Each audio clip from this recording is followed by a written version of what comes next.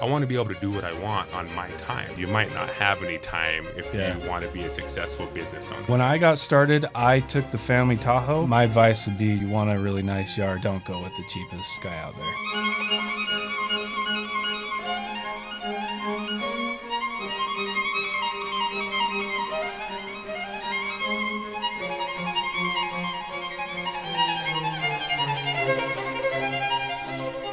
Hello, and welcome to My Elevated Mindset, Business Edition. This is the podcast where we interview successful business owners, and today I have brought with me a successful landscaper who has a very successful landscaping business, and his name is Jason. Hey. Jason, welcome. Thank you. Thanks for having me. You're very welcome. Why don't we go ahead and get started on introducing yourself, tell us a little bit about you, and then how you got started into becoming a landscaper. Sure. So I was kind of forced into my current job. I'll start back. After college, I graduated with a degree in sales, and that was the area that I wanted to focus in. And then this was probably about 8-9 years ago now, where me and my team were surprised by a workforce reduction. So I was actually out in Chicago, and they called me up and said, hey, you got to jump on this call. I hurried and jumped on the call, found out all of us, about 60 of us, were losing our jobs. So long story short, I tried to find a tech job that was similar to what I was doing, and I didn't have one offer. Probably applied to over 100 places. And so at that time, I was in a new neighborhood. I just built a house, moved my family into it, and I was doing my own yard. And I grew up doing several different trade works. I worked for a landscaper myself. I did pool maintenance. I worked for a golf course, so I knew some maintenance stuff. And with the experience of putting in my own yard, I was like, maybe I should just start doing my own thing. So that's kind of why I named it New Life Landscaping. It was a play on, or a double meaning, where it was a new life for me and new life to people's yards. So that's kind of how I got started. Yeah, that's very cool. So I have a ton of questions from that, because if I woke up one day and I wanted to be a landscaper, my yard would be pretty ugly. And I don't think I would be able to essentially do someone else's yard. So how did you go from being a tech guy to having the confidence that you think you could, number one, do your own yard, but then go out and start a business and do other people's yards? Yeah, I mean, that was probably the toughest thing when I first got started. I knew a little bit of experience based on, like I mentioned, doing my own yard and having some experience in different trades, but I wasn't about to go build a rock retaining wall, 4 feet tall in somebody's yard. It just, I would say that the biggest thing for me was trial by fire. I felt like I had a little bit of a talent to do that kind of thing, but also I had to teach myself. So during the winters, I was taking courses on how to do, how to install hardscapes, things like that. I was teaching myself. And then, the other thing is just getting that experience as you go, and then talking to industry experts, other contractors who have business tips and tricks of the trade on how to do things. And that's kind of how I got started. Interesting. And so you didn't at first know how to do everything that you know how to do now. I still don't know. I'm still learning things new every day. Yeah, for sure. So just so everybody knows, I recently just built a house, and Jason was my landscaper. And we'll throw some pictures up of Jason's work when we're in the middle of this podcast. But this man, the reason that I asked that question is because Jason can do things that my mind can't even comprehend. And the way that he does it and how good he does it, what's the word I'm looking for? Not the satisfaction, but the standard that he has in his work is second to none. And so that's why I was wondering, how did Jason go from that to that? Because I would have imagined that growing up, your dad owned a landscaping company, or you had practice doing that type of stuff. I would have never imagined that you went from just kind of knowing a few things here and there to learning along the way. Yeah. Well, first off, thank you. I'm flattered by your comments. It didn't start like that. I have to say, you know, you take steps to get there. You learn as you go. For me though, like setting that standard was one of my first priorities. I didn't want to cut corners on things, and I wanted to do it right. And so yeah, I mean it's discipline, it's hard work. You know, it's a lot of stress, but you know, the payoff is that transformation for me. That's what I love to do, and you know, it's really satisfying. Yeah, that's awesome. And I'm sure your customers love that as well.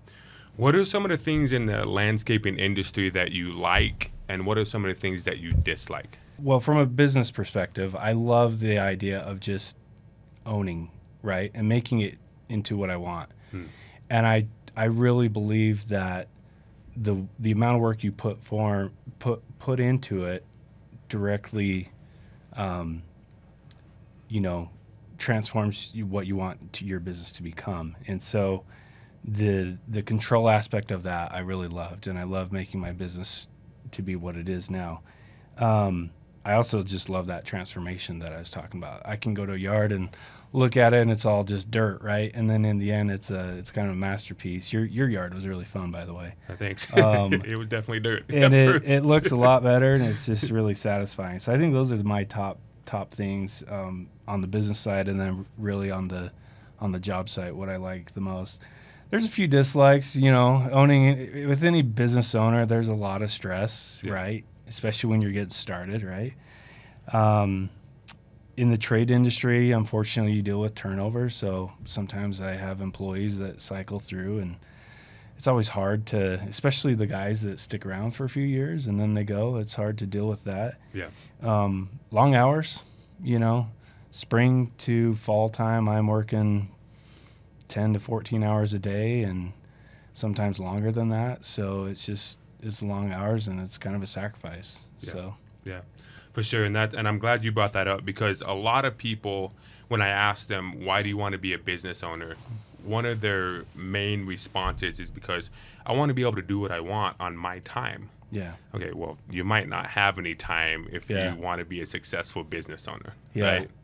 Yeah, especially in the beginning stages. When you're starting the business, it's going to overwhelm your life. But the opposite side to that is, again, the amount of work you put in, you're going to see those results. And so for those first few years for me, I didn't have a life besides starting my business. In fact, my family work balance life was tough, right? There was days when I would wake up before my kids woke up, and then I'd come home after they were gone to bed. So Yeah. I'd do 2 or 3 days in a row where I just didn't see my kids because I was just working so hard. But thankfully, that's balanced a little bit better now. And as you get more established, you become more self-sufficient, and thankfully, I have a better grasp on that now. Yeah, and going back to that work-life balance, this is a question that I often ask people, would you have done it any other way? Do you think you should have prioritized your family a little bit more during that time that you were building your business? In hindsight now, I think I did a pretty good job. If you were to ask me that, in the first year or two of getting started when I was having mental breakdowns, I'd be like, I'm done. I hate this. I don't want to do it anymore. Yeah. So, no, I don't have any regrets. Yeah. There might be small things I would change here and there, but Yeah. yeah. And that's really the answer that most people give, because in my opinion, there's no other way to do it. Right. If you want to put in 8-hour days and then go spend the nights with your family eating dinner and going out and expect to build this successful business in the first 1 to 3 years, you're probably going to fail. Yeah. And when it says that 90% or 50%, whatever the number is, of businesses fail in the first 5 years, that's probably why. Because you're not putting in the amount of work that you should be able, or that you need to put in order to make it successful. If I didn't have that end goal in mind during the process, I would have quit. You for a business owner to be successful, they have to 100% commit themselves to doing it, and then work your tail off. Yeah. For sure. So let's dive into some of the barriers that you had of entering into this business. So Okay. Let's talk about the money side of things. What do you need in order to start a landscaping business? For me, I didn't need much. When I got started, I took the family Tahoe and I borrowed my father-in-law's flatbed trailer, and I did my neighbor's backyard. So let me back up a little bit. One thing that really helped me get going was the market, and you and I actually lived in the same neighborhood for a while. So at the time when I got started, that subdivision was brand new, and so I had a lot of opportunities to do yards where we lived. And so I took the family Tahoe, my father-in-law's trailer, and I used that to go get stuff, supplies and equipment, and then lots and lots of physical labor. If I didn't have the equipment, I could rent it. And this has probably been the number one, most beneficial thing, was my number one goal was to start the business and do it 100% debt free. And I've been able to do that so far. So I didn't spend much. I didn't take any loans out. I didn't go into debt. I was smart with my money. I wasn't spending it as soon as it came in.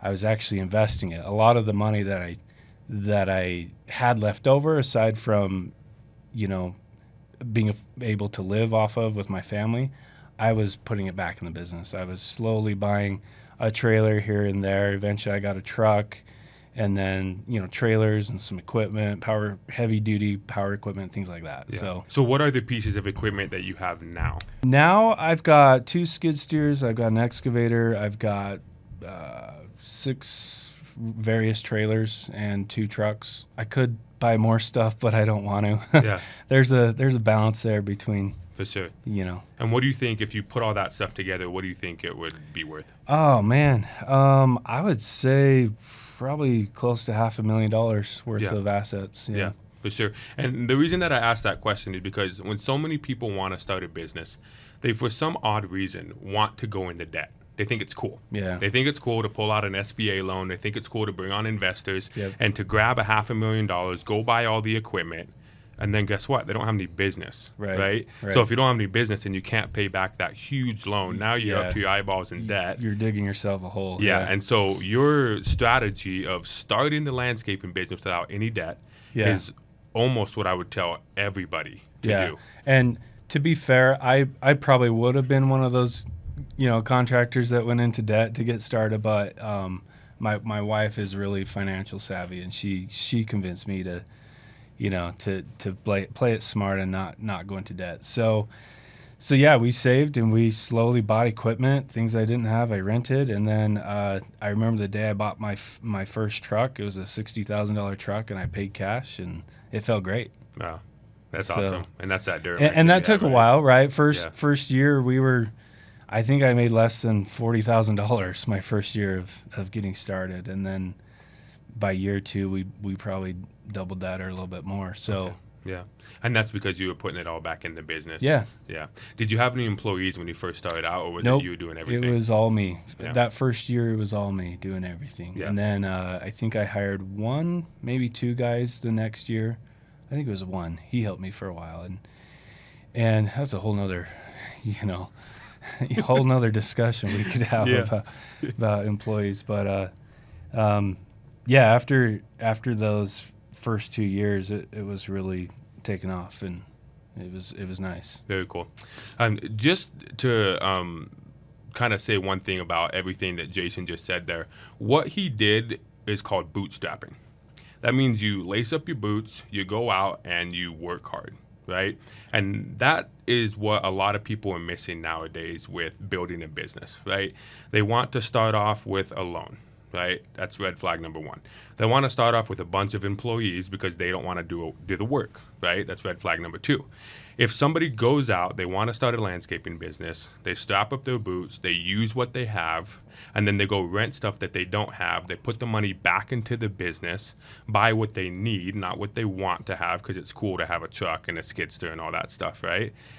They will end up with a successful business 9 out of 10 times. If you do all those things the wrong way, then 9 out of 10 times you're going to have a unsuccessful business, and you're probably going to fail, right? Yeah. And so that's really cool that you laced up your boots, that you got to work, that you did things that you needed to do, and that you leaned on your wife for that Yeah, she had great smarts, advice, right? but that's a great analogy. I literally lace up boots, so Yeah, you literally laced up your yeah, boots. Yeah. yeah. I buy a lot of boots, by the way, so I Yeah. lace up a lot of boots because Yeah. I go through a bunch of those. Very cool. I've yet to find a brand of boots that just last. That last. Yeah. Maybe you're too hard Yeah, on it. I need to talk to all these manufacturers and find some landscape-proof boots because they don't exist. Yeah. If somebody has some boots out there that Jason can use for more than 6 months to a year, Yep. let us know, right? I'm buying them every season. Sometimes 2 pairs during a season. So how long have you been, you started back in what year? I believe 2016 was my first year. It was middle of the year. Okay. I was laid off in July, and I think I got started in late August, September. Gotcha. Worked And for a so then season. you said the first year you were putting in about 40, we were making about 40,000. Second year Yeah. you doubled.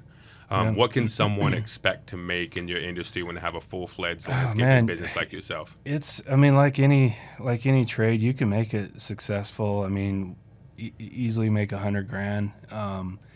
And some of that depends on how big you want to scale out, right?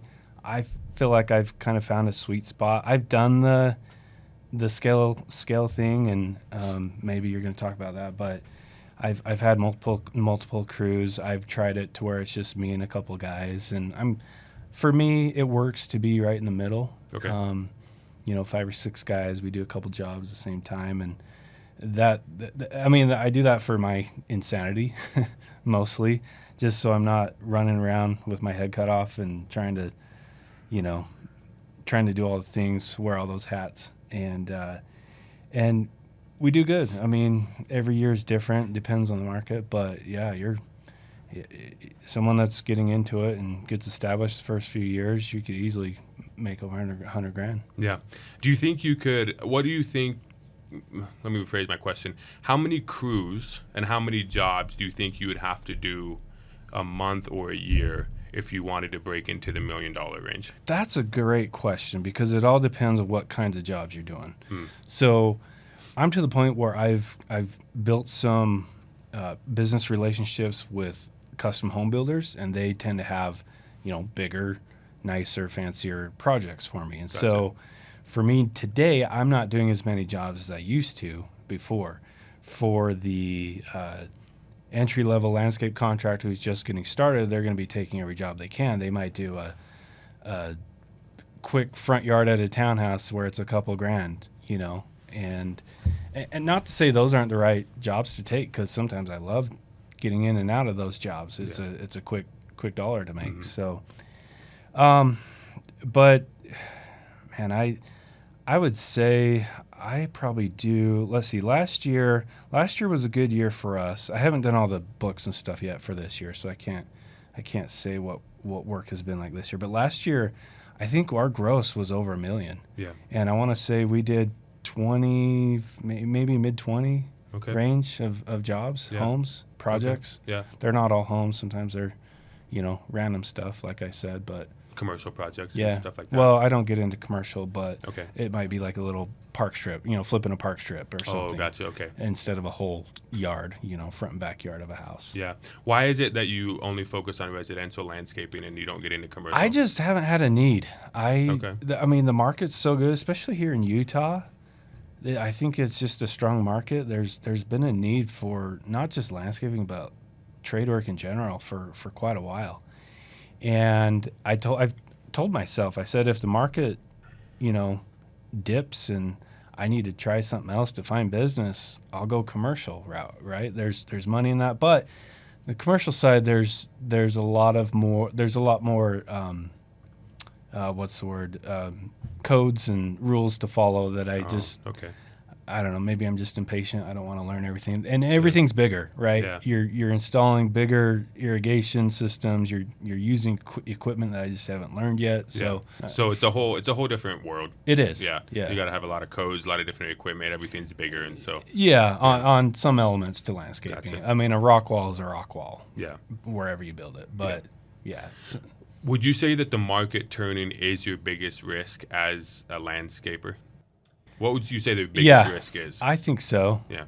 I mean, I obviously depend on getting jobs, and so if the market turns and In fact, what was it, a year, 2 years ago, was about when the housing market, the rates were going up and less and less homes. I think there was a little bit of an impact there. Okay. Not as bad here in Utah again. Yeah. I mean, and I don't study the economy a whole lot, but I think I noticed a little bit of a dip in number of calls and requests for quotes and things like that. Okay. But yeah, if there was a big crash in the construction world, that would severely impact me. Yeah, for sure. How does a landscaper get paid? Can you break down? I mean, I guess black and white. You show up, you do a job, and then you charge money for that. But I think it's more intricate than that. Can you touch on exactly where you make your money as a landscaper? Well, I'll say I also take payment in the form of donuts. So I'm just kidding. No, Why didn't you tell me that? Yeah, where are they? You should have brought some here. That's the contractor diet, and I don't recommend that diet. No. It's hard to get away from that. I actually took advantage of using a rewards credit card. I found one I liked, and there's a small fee every year I pay, and then I just buy everything on that credit card. And I'm smart with it. I don't let my balance go, past the due date where I'm paying interest. I pay it off every month before then. But the benefit of that is I accumulate a lot of points, reward points, right? Enough to go on a vacation with my family every year. So that's nice. But then, I had to put together some terms and conditions for my clients, and you learn those lessons along the way when people don't want to pay on time. So I had an actual lawyer put together a contract for me, and I send that out with my bids, and if they sign up, I make sure that that's attached. And then for the most part, I collect about a 50% deposit up front. Okay. And then I collect the remaining when it's all done and the client's happy. When I'm doing some subcontractor work, if I'm having my fence installer putting a fence in, I might ask the homeowner, say, hey, they're done, I've got to pay my subcontractor, can you at least pay the rest of the fence balance? So, and what would you say, because I know people who paid a landscaper half, and that landscaper took gone. off. Yeah, he took off, ghosted right? them, What would you tell people? How do you make sure that your landscaper isn't going to do that? Yeah, that's a great question, because I hear those horror stories all the time. Whenever I go to quotes, it's like, it feels like every other quote I'm talking to a homeowner who just lost thousands of dollars on a deposit. And what's sad is people here in Utah are just so nice. They don't go and get it, right? They just, and maybe, I've never been in that position, so maybe it's just too much of a hassle to try and get it, find it back. However, you do see stories on the news where there's contractors that do get busted, and maybe they can't pay the money back, but at least they're losing their license and held accountable for their actions. But advice to the homeowner, first make sure they're licensed contractor. You can look them up on the state website, Chamber of Commerce. You can search a business name and see if they're actually licensed, and make sure that license is active, right? Outside of that, there is a trust factor, right? Homeowners have to put trust in contractors to do the right thing and not steal their money. You can do some homework. You can look on Google. I love Google reviews for that reason. Homeowners can check my business. They can search my business name, New Life Landscaping, on Google and read our reviews. And just like you would buy a product on Amazon, if it's a good review, you're going to buy it. And so in today's world, going back to what you're saying with you have an Instagram, a very beautiful Instagram with all your projects, right? Yeah. And a lot of people, what they want to do is they want to hire the cheapest guy for the job when it comes to contracting, landscaping, stuff like that. And I think that's where people get in trouble with them taking your money. You find some dude who has no presence online. He doesn't have any reviews on Google. He doesn't have a Yelp account. He doesn't have Instagram. He has nothing, right? But hey, he's the cheapest guy that has a trailer and a crew, right? Yeah. And 9 times out of 10, that guy is probably going to take your money at one point or another. Yeah, that was the other advice I was going to give. Sometimes you can get lucky. You might find someone who can do work or sell you something for cheap, and it's a really good deal, right? What I've found for the most part in my industry is you get what you pay for. Yeah, so get what you pay for. you hire the cheapest contractor you can find. Sometimes you get the cheapest quality work. Yep. So my advice would be, just if you want a really nice yard, don't go with the cheapest guy out there. Yeah, for sure. So what does a day in the life of Jason, the landscape business owner, look like? What do you do? Right now in the wintertime, I just get fat. No, I don't. I actually stay pretty busy during the winter. But spring through fall, I am just, going from sunrise to sundown. It feels like I drive a lot. I'm on my phone constantly. I'm moving equipment. I'm picking up supplies. I'm going to talk to homeowners about the job. I'm communicating with guys between different jobs. I'm on the phone ordering, truckloads of topsoil or whatever it might be. Making sure my guys are staying busy and getting that set up for the next phase of the project we're working on. Yeah. That's mainly my job. I do some work on site. I try to, I did so much of the trench work up front in my early years. I've burned myself out. Well, that my body's falling apart. Yeah. I actually had knee surgery last year to fix some tendonitis. So still trying to get over that. It's kind of a lingering issue. Yeah. But I do a lot of machine work. So sometimes I feel like I'm living in an excavator, or I'm living in my skid steer, and Yeah. I mean that's fun. It can be fun for sure. to work those, and Yeah. so. But yeah, my guys are the real troopers that do the dirty work. How many guys do you have to be successful, and what are their positions? I'm like 5 or 6 guys, and that's really what I like. I think I alluded to that earlier. Is that's kind of the sweet spot for me. I can put 3 on a job. Okay. And do 2 jobs at once.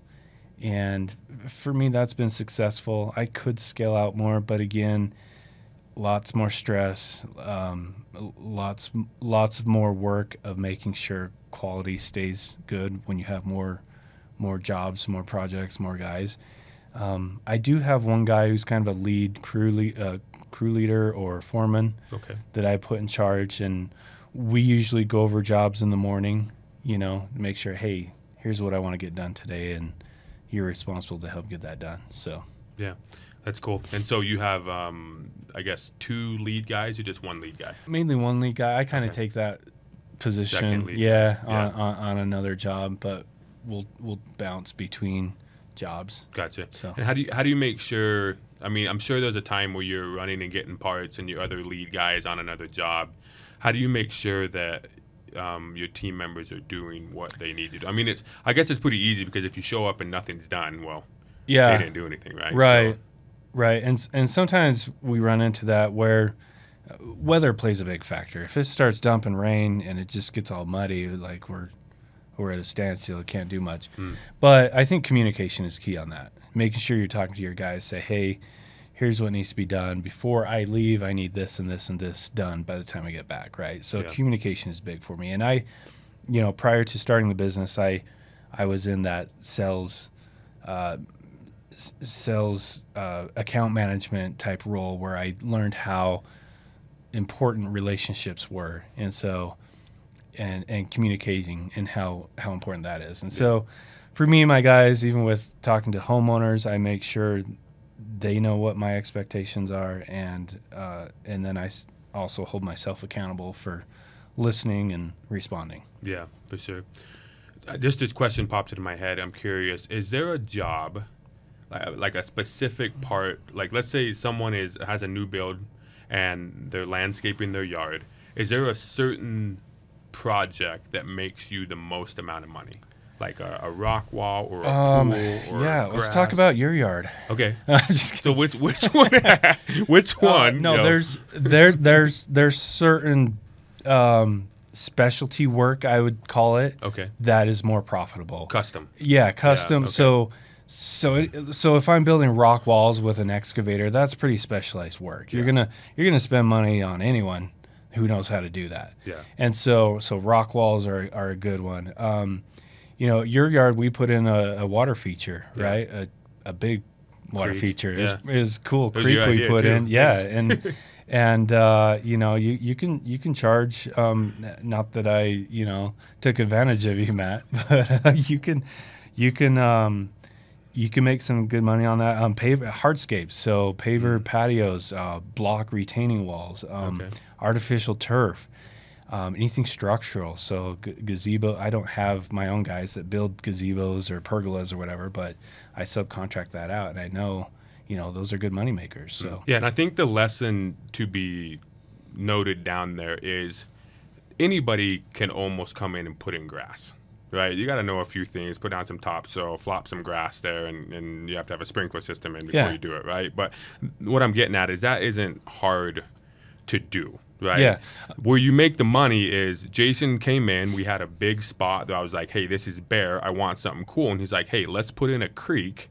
And he had to actually go in there, every pebble, every rock, every boulder, and he had to put those into place to make it look like a creek. And then he had to make a stair drop down to make it sound like a creek as water was falling. And so if you're someone who wants to get into the landscaping business, yes, start off with the easy stuff of putting down gravel, putting down grass, stuff like that. But if you want to make the big bucks, you're going to want to create some type of niche to where you can go in and provide an artistic, professional need to somebody. Yeah, I'll highlight a few things to that point. So a lot of the maintenance guys out there that just do lawn care, they'll install grass, they'll do irrigation, sprinkler systems as well. And that's good. That's fine if it works and there's enough business out there. That's great. On the opposite end, there's other businesses who just specialize in hardscapes, right? All they're doing is building paver patios and putting in retaining walls or pouring concrete, whatever. There's contractors out there just do artificial turf. That's all they do, and they kind of found their niche to go through. For me, I didn't want to stick to one thing. It's just me, my personality, but I would get sick of doing the same thing over and over and over Yeah, again. I was just Like, gonna say that. I could never be a framer. I could never just build the timber part of the house and put that together and be done. Yeah. That would drive me crazy. I got to see. It'd be cool for 2 months. And then you'd be Yeah, bored I out got of to your see mind, the right? end result. So that's why I like I should back up. We don't do anything maintenance related. I've tried it, but we're all construction. Gotcha. And so I love the idea of like I said in the beginning, of just taking brown dirt and turning it into something beautiful. And I have to give credit to designers out there. We had a design for your yard. That wasn't all from my brain. Yeah. I'm good at shoveling dirt, Matt. I do have my own, style and things that and likes that I'll pass on to homeowners, but there are designer-minded people out there that can put together fantastic designs. And it's actually easier for me as a contractor to implement a design than it is to just build it myself and hope the customer likes it and having to keep going back and forth. Is this okay? Is this okay? Is this what you had in mind?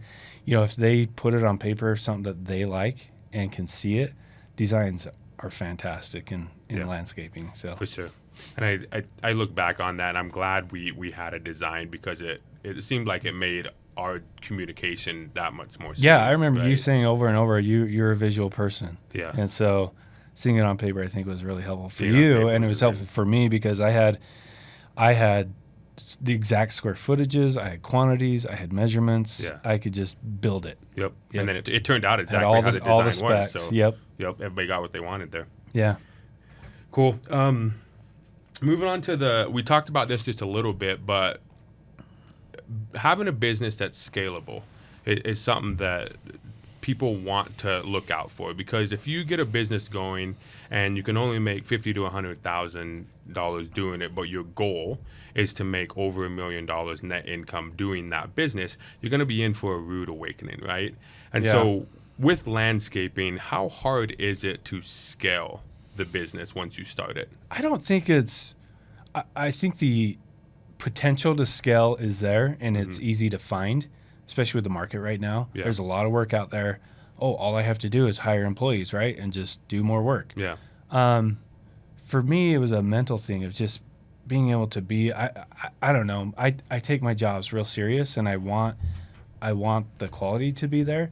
And so I think one of the hardest parts would be if I could duplicate myself, I tell this to people all the time. If I could duplicate myself and have them be another leader, that would be that'd be ideal, right? Mm-hmm. So finding the person to do it would be the biggest challenge for me.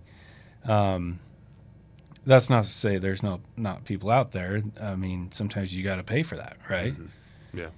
And put them on a good salary. But yeah, that would be one challenge. Make sure you're working with people and employees who catch your vision and know what they're doing, and then you can go from there. Obviously, there's more investing. You got to spend more money on more equipment and Mm-hmm. more, you know, more trucks, more trailers, more machines to do all that work. Yeah, for sure. And I think people listening in on this and they go, well, I just got to hire more people and I just got to buy more stuff. Anybody who has had the challenge of hiring more people who are competent and can do the job that Qualified, you yeah. qualified and can do the job that you want them to do, especially in something like landscaping, right? I mean, if you hired me in landscaping, I am successful, but I am not successful with yard work, right? And so if you hired me and you'd be like, hey, go put that pipe together, go dig this trench, I wouldn't be able to do it. Yeah, they've got to have experience, and Yeah. unfortunately, in the trade industry, it's hard to find that. Yeah. So somebody that's willing to work for you who has experience. A lot of people will start their own thing, or do their own thing, or they'll just have really high demands. But there's people out there, you can find them. Yeah. But I would double and triple check when you interview that person that they're qualified for sure. Yeah. Do you put them through a trial period and say, hey, you're telling me this, this, and this. If I can see that you can't or cannot or can do that, then that's kind of your job, right? I haven't done that per se. I mean, I've had employees that have worked for me over the years who have come in and out, or I've said maybe this isn't quite for you, and Yeah. they've moved on. I've really only hired one other like job foreman who was paid salary, and he was hired to lead another team and kind of duplicate, like I said, what I was doing. Unfortunately, for me, it didn't work out. That was, and maybe we can talk about that if you want, but that was a big lesson learned. Yeah, talk about it. Okay, so this employee, he was great at what he did. He came in working he had experience working with other landscapers and knew a bunch of stuff. He had machine work experience. I was really excited to work with him. And after about a year, I found out that he was basically marketing my jobs as his own, and was doing a separate business behind my back. Now, I didn't have a problem with him starting a business. I've actually helped several employees go do their own thing. I don't mind being a mentor for others to go and do their own thing. The part that got me was the trust. He blocked me on social media from seeing pictures of my jobs that he was passing off as his own. So, and I'm not going to name anyone, but we're actually friends today. But for that reason of trust, I was like, I put you in this high position. You're getting paid really well. I expect you to behave and work like me and try to duplicate what I'm doing here. And it worked okay for a year, and then I found this out, and unfortunately, I had to let him go. And you reassess every year. That's actually what I do during the winters. I kind of reassess and figuring out ways you can run your business better. And like I said, I've done the multiple crew thing. I've done just a couple guys, and now I'm just kind of in the sweet spot. Honestly, I don't have a ton of experience with scalability and making it big, kind of by choice. So yeah, I think that's important to kind of know where I like to call it your temperature gauge. yeah, right? what works for you? Yeah, what works for you, and, Yep. and everybody has their own thing.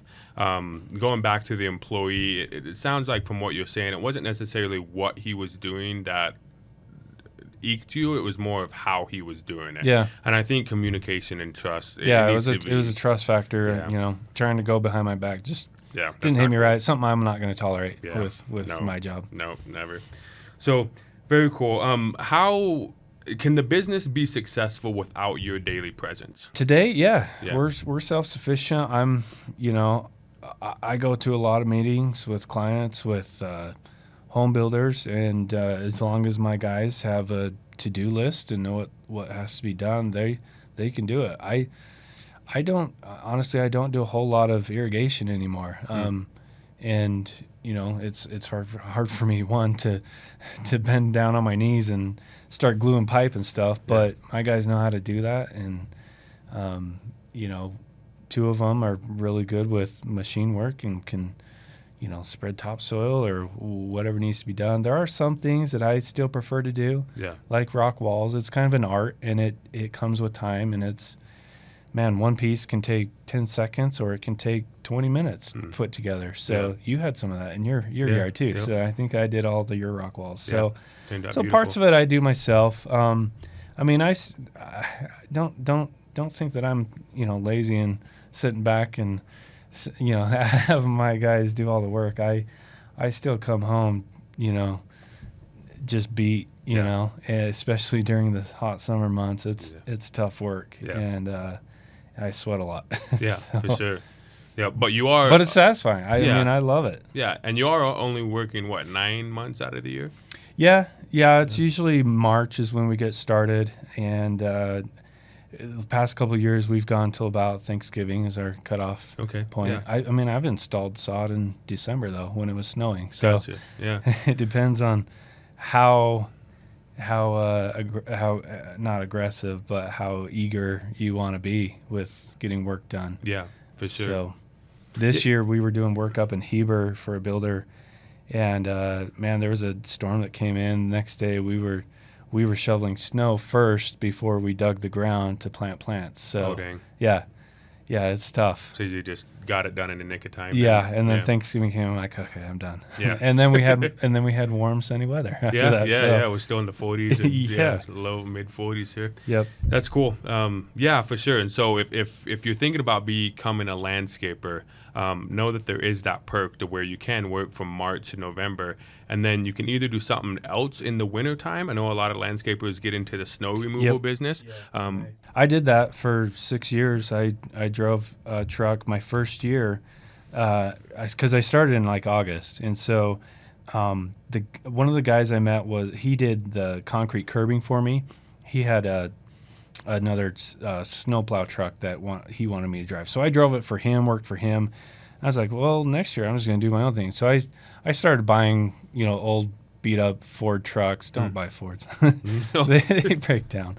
Not for work trucks. For work trucks. Not old ones. Yeah. If I could do it all over again, that's something I would change. Yeah. Is I would invest in nicer equipment. Snow removal businesses, it's like a double-edged sword. There's good money there, but it's brutal. Yeah, the winter's hard on. Winters are tough. Waking up in the middle of the night, 2 a.m. I felt like something was breaking every time I was out. And so I got out of it. I had at one time, I think I had 5 or 6 plow trucks and guys driving them. And I sold everything, got out of it for the most part. In fact, this year, right across the road, actually, I've got my front loader skid steer is parked over there. One of my guys wanted to drive it and push snow. So gotcha. We're working for a property management company doing that. Cool. So you just kind of dabble. But I told him, you're answering the phone. Yeah, I'm not going to be your backup. I'm not waking up at 2 a.m. So you answer your phone. He's like, okay, I will. So we'll see. And that's going back to do kind of what you want there, right? Like Jason can work from March to November and then take the winter off, reassessing his business, be with his family, go snowmobiling and stuff. Or you could make more money, but it's kind of obvious that. That's probably. That sounds like hell to me. I'm not gonna lie. So I understand why he wanted to get out of it. Yeah, I make up for it during the seasonal months when we're doing landscaping. I put in probably enough hours to be full time year round. Yeah. But winter is a reset period for me. It's funny if you were talking to me in February, I'd be like, get me out of my house. I want to go out and do some landscape work. You're ready. But then, this time of year, I'm like, oh, it's nice to be done. Not working in somebody's yard. And so, I do reassess the business and find ways to improve. I have some new business ideas I'm starting to think of that I want to get going this year. And then and then I snowmobile and have some Yeah. fun. So Yeah, and that's cool that you can take. I mean, I'm from Idaho, so a lot of farmers are in the same boat as you, to where they work a lot in the spring.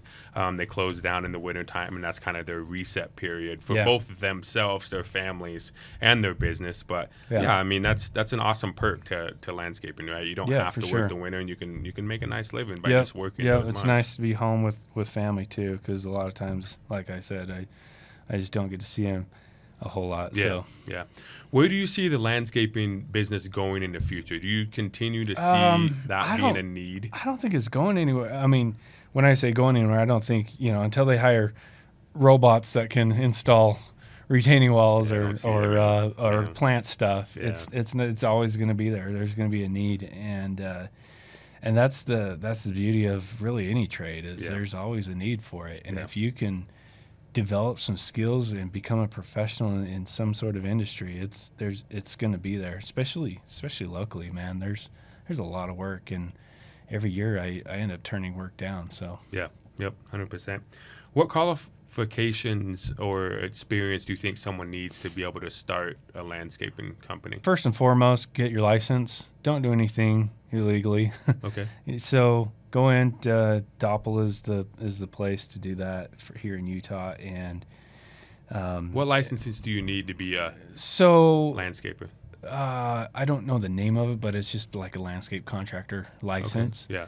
I went and got that first, and then here in Utah, I found out that I almost qualified for a general's license. There was a test that I needed to complete, so I studied that and took a test and actually got my general's license, and that actually helps me because now I'm doing a lot of custom work and I sub out a lot of work to other contractors. So having that general license is super helpful. I'm not Gotcha. about to go, build a home for you, but Yeah. I can pretty You much. could if you wanted to. Yeah, I don't know. Yeah, I no. don't, there's too many codes and things to follow. Okay. Out in the yard, there's less to deal with, and having that license is super helpful in doing things the right way. And then become an industry expert or a trade expert. Right?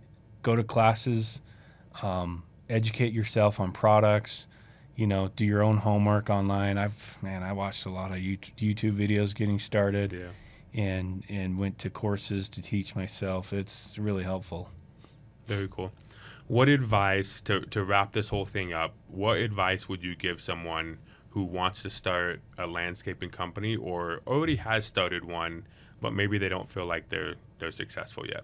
Well, I mean, those two things first, right? Getting a license and then learning the trade, but also just make sure. I think we talked about this earlier. Just make sure you're 100% committed. Like I said earlier, if you make your business to what you want it to be by the amount of effort you put into it, and so make sure it's what you want to do. Yeah. And if it weren't for this, I don't know what I would do. I mean, I was in the sales world, and some of the aspects of the sales world was great. I missed some things, but I'm a hands-on guy, and I just really like building stuff, and it's really satisfying. So I would say that, and then just work, just put in the effort. Yeah. You know, Yeah, that's good. Just like you Like said, just anything, work, yeah. right? Yeah, Yeah. it's definitely a job where you're gonna have to put in the effort and to do your things. Well, thank you, Jason, for coming You on bet. My Elevated Mindset Business Edition. We appreciate your advice on the landscaping business. If you are thinking of starting a landscaping business or any type of business, head on over to myelevatedmindset.com. I have a couple different tabs there. If you need an idea of how to start your first business or what business you want to start, click my 7-step checklist. It's free, and it'll help you create your first business idea. If you're wanting some one-on-one coaching from myself and other industry experts that I have there, go to the coaching tab and put in your stuff on the Google Sheet, and we can hook you up there. And if you just have a question, I talk to a lot of business owners. I have a lot of people that I'm in communication with. Shoot me your question, and if I don't know the answer, then I will get someone who does know the answer. But myelevatedmindset.com is your website for all your business needs. So thank you for tuning into this podcast, and we hope to see you soon.